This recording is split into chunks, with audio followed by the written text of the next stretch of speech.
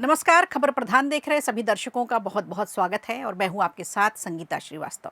देखिए, इस समय मॉनसून सत्र में संसद का माहौल कुछ ऐसा हो चला है कि विपक्ष सदन चलने नहीं देगा और सत्ता पक्ष को कई महत्वपूर्ण बिल पास कराने हैं। कल जो संसद परिसर में विपक्ष ने किया, जो कुछ भी किया, साधु वेश, चंदा चोरी, दान चोरी, उसकी देश भर में निंदा हो रही है। लेकिन इस बार संसद के मॉनसून सत्र के बाकी बचे दिनों पर अब सबकी नज़र टिकी हुई है कि आखिर बचे हुए दिनों में अब क्या होने जा रहा है, कौन से बिल पास हो पाएंगे, क्या विपक्ष सहयोग करेगा कि नहीं करेगा। और सबसे ज़्यादा नज़र जो है वो डीएमके पर जाकर टिक गई है। लेकिन क्यों, ये सबसे बड़ा सवाल है। कांग्रेस की पुरानी सहयोगी है डीएमके, जिसने खुले मंच से अपनी नाराज़गी जताई है।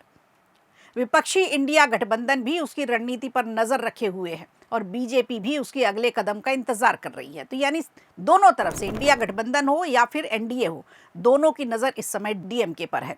इसी बीच डीएमके सांसद और पूर्व केंद्रीय मंत्री दयानिधि मारन के बयान से सियासी पारा हाई हो चला है।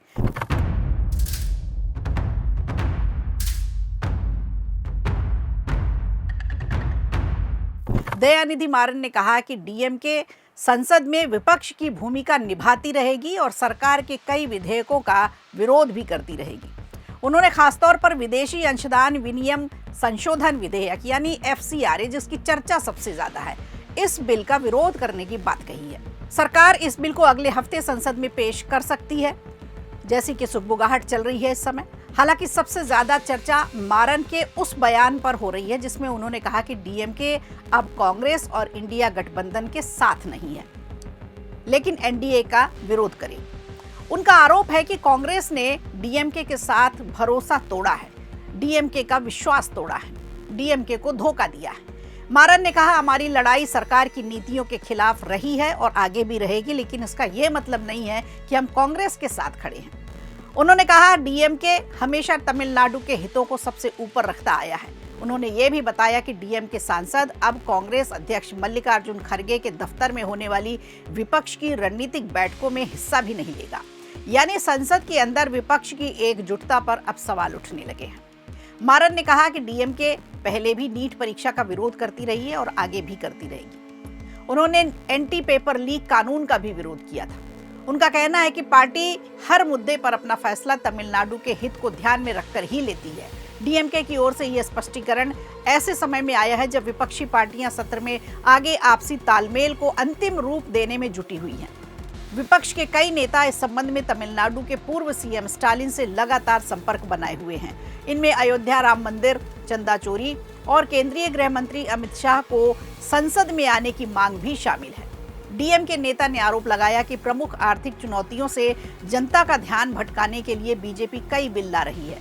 इसके लिए उन्होंने वंदे मातरम के अपमान को दंडात्मक बिल बनाने वाले बिल का भी हवाला दिया, जिसका डीएमके ने संसद में विरोध किया। उन्होंने कहा कि पश्चिम एशिया में जारी तनाव की वजह से तेल की कीमतें बढ़ रही हैं, जिससे देश की अर्थव्यवस्था पर दबाव बढ़ रहा है। उनके मुताबिक इन बड़े मुद्दों पर चर्चा होने के बजाय संसद का ध्यान दूसरी तरफ ले जाया जा रहा है।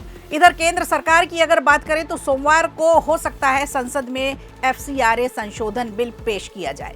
इससे पहले ये बिल 25 मार्च को लोकसभा में पेश हुआ था, लेकिन विपक्ष और कई सामाजिक संगठनों के विरोध के बाद इसे आगे नहीं बढ़ाया गया था।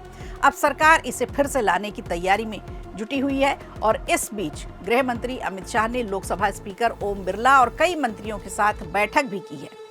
कांग्रेस, डीएमके और कई विपक्षी दल और चर्च से जुड़ी कई संस्थाएं, इन सभी ने इस बिल का विरोध किया है। यानी एफसीआरए बिल के विरोध में है ये सब। उनका कहना है कि इससे शिक्षा, स्वास्थ्य और समाज सेवा से जुड़ी संस्थाओं पर सरकारी नियंत्रण बढ़ सकता है। वहीं सरकार का कहना है कि ये कानून केवल विदेशी फंड के गलत इस्तेमाल और अवैध धर्म परिवर्तन जैसी गतिविधियों पर रोक लगाने के लिए लाया जा रहा है। सूत्रों के मुताबिक विपक्ष के विरोध को देखते हुए सरकार बिल में कुछ बदलाव भी कर सकती है।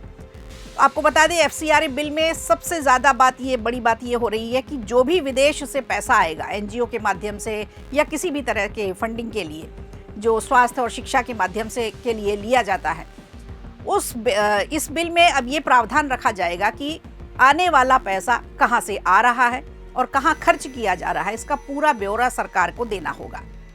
और इसी को लेकर के अब विरोध कर रहा है पूरा का पूरा विपक्ष। कुल मिलाकर डीएमके ने संसद में विपक्ष के तौर पर अपनी भूमिका स्पष्ट कर दी है। एफसीआरए पर उन्होंने अपनी बात खुलकर रखी है कि वो इसका विरोध करेंगे। अब देखना होगा कि संसद में इस बिल पर क्या रुख बनता है। क्या डीएमके का बदला हुआ सियासी रुख विपक्ष की एकजुटता को प्रभावित कर पाएगा? और ये बिल अगर आता है सोमवार को जैसे बात कही जा रही है, तो सरकार इसे कैसे पेश करेगी और इस पर किसका किसका समर्थन होगा, ये देखने वाली बात होगी। वीडियो अच्छा लगा हो तो लाइक कीजिए, शेयर कीजिए और कमेंट बॉक्स में हमें ज़रूर बताइए।